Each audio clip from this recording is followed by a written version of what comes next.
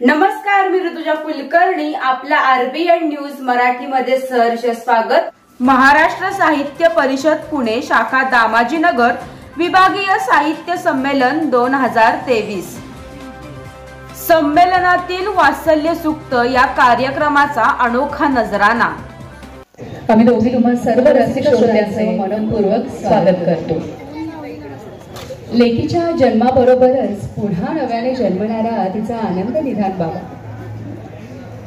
लेकीबरोबर भातुकली खेळताना ती आपल्याला दुरावणार या जाणीवेने अस्वस्थ होणारा तिचा हळवा बाबा. लेकीला आकाशात उंच वरारी घ्यावी म्हणून स्वतः जमिनीवर भक्कमपणे पाय रोवून उभं राहणारा तिचा कणखर बाबा. आणि आयुष्याच्या संध्याकाळी लेकीच्या कुशीत विसावणारा तिचा तारुला बाबा.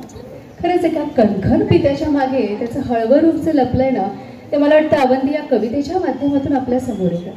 हो, खरंच आहे स्मिता. कारण आई आणि मुलीचं नातं सर्वश्रुत आहे. त्या नात्यांवरती बरेचदा बोललं गेलंय, कविता लिहिल्या गेल्या. मात्र बाप आणि लेकीचं नातं मात्र फारसं बोललं गेलेलं नाही, व्यक्त झालेलं नाही. या कवितांमधून बाप आणि लेकीच्या नात्याची एक हृदयस्पर्शी बाजूच कवीने सगळ्यांसमोर मांडलेली आहे. त्यामुळे या कवितांच्या बाबतीत आपल्याला असं म्हणता येईल की लेखणी जरी बाबाची असली तरी त्याच्यामधनं कागदावर उतरलेल्या सगळ्या कविता या फक्त लेकीच्याच आहेत. हाच बाबा लेकीच्या आयुष्यातील बालपण, तिचं तारुण्य, त्याच्यानंतर तिचं पाठवणी असेल, त्याच्यानंतर पुन्हा तिचं माहेरी येणार असेल, हे सगळ्या प्रकारचे आयुष्यातले टप्पे अतिशय सुंदर रीतीने टिपतोय आणि जगतोय सुद्धा. आणि अशा या बाप लेकीच्या नात्याची सुंदर गुंफण जी आहे ना, ती प्रत्येक वेळेला कार्यक्रम सादर होत असताना आपल्याला प्रेक्षकांच्या अनुभूतीमधनं जाणवून येते. लेकीच्या जन्माबरोबर एका बापाचाही जन्म होतो आणि तसेच भविष्यात ही लेक आपल्याला दुरावणारे या एका जाणीवेचा देखील. बाल्यावस्थेत बाबाशी खेळणारी ही लेक अनेक मार्गाने बाबावरचं प्रेम व्यक्त करते. कधी त्याच्या मागे दूर दूर धावत जाते, कधी त्याच्या मांडीवर चढून बसते, कधी कधी तूच उचलून घे असा हट्ट सुद्धा ती करते. मात्र बाबासाठी मात्र त्याची ही लेक मृगजळाप्रमाणे आहे. कारण लेकीच्या सहवासाचे दिवस ठरलेले आहेत. बाबा लेकीशी खेळत असतो, तिच्याबरोबर प्रत्येक दिवसाचा प्रत्येक क्षणाचा आनंद घेत असतो. मात्र हा सहवास जो आहे तो क्षणिक असल्याचा पुरेपूर अनुभव किंवा पुरेपूर कल्पना देखील त्याला येत असते. तर अशाच अर्थाची लेकीचं बाल्यावस्था टिपणारी सगळ्यात पहिली कविता धावत येऊन सादर करते स्मिता. धावत येऊन कसे सांगावे तिसला पोरी, हे सुख फार दिसायचे नसते. झाडाला येते फूल, झाडाला येते फूल, रंग रूप किती वेगळे. रंग मुळातले मग शोधत राहतो पानावरचा दवबिंदू. वा, परत जाताना ती तिच्या घरी अबोल असते. परत जाताना ती तिच्या घरी अबोल असते, तरी वळणावर हाक मारल्याचा आभास होतो. बापाच्या ललाटी लिहिलेला असतो विरह पोरीचा. बापाच्या ललाटी लिहिलेला असतो विरह पोरीचा. सहवासाचे दिस ठरलेले, थांबत नाही काटा काळाचा. वा, कळत नाही, कळत नाही कुठे असतो उगम पोरीच्या नात्याचा. खरंच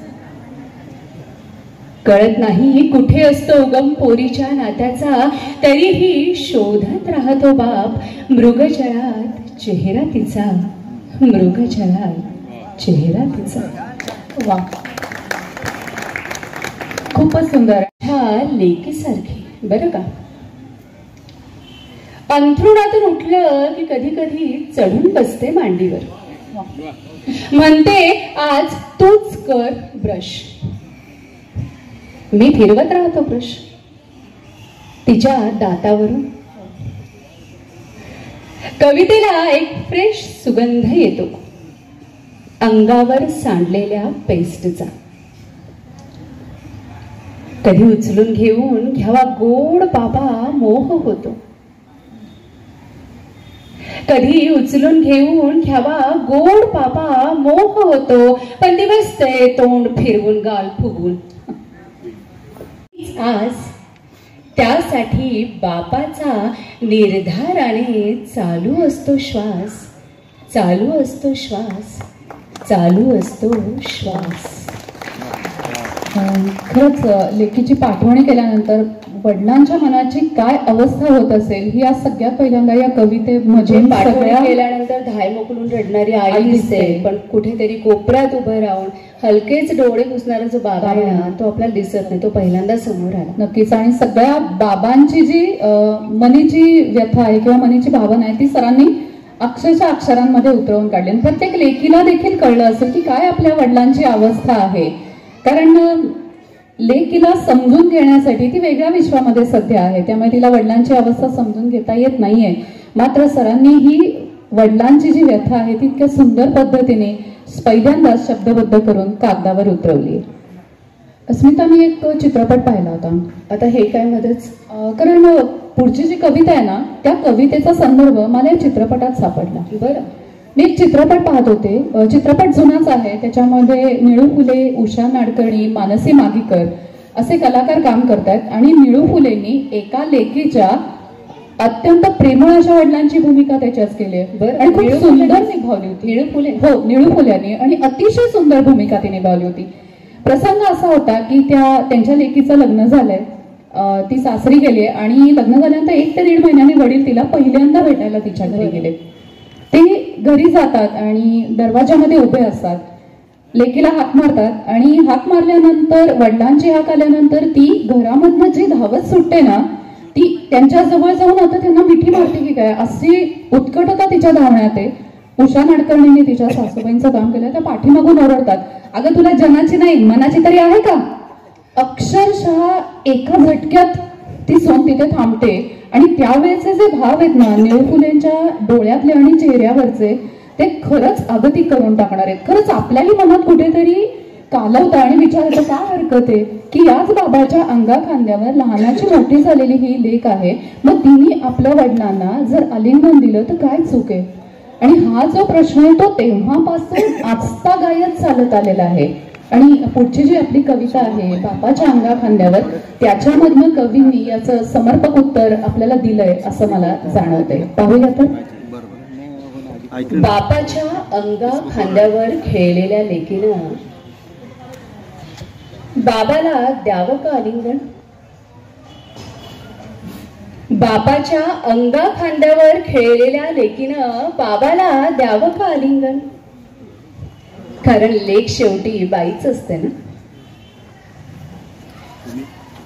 पण बाबाला दिसते लेकीची उत्कटता, तिची भावबेडी स्पंदन आणि सळसळती चेतना. बाबाला दिसते फक्त लेकीची उत्कटता, तिची भावबेडी स्पंदन आणि सळसळती चेतना. लेकीचं बाईपण कळायला त्याचं पुरुषत्व जागच कुठे असतं. लेकीचं बाईपण कळायला त्याचं पुरुषत्व जागच कुठे असतं. लेक झाली की पुरुषाची होते माय. लेक झाली की पुरुषाची होते माय. वात्सल्य नजरेनच लेकीला न्हाऊ घालते.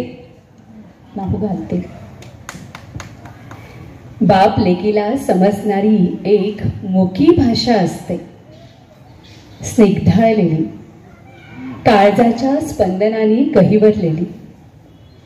ओली नजर आणि उबदार स्पर्शातील एक आश्वासक भावना निरंतर चिरंतन, निरंतर चिरंतन.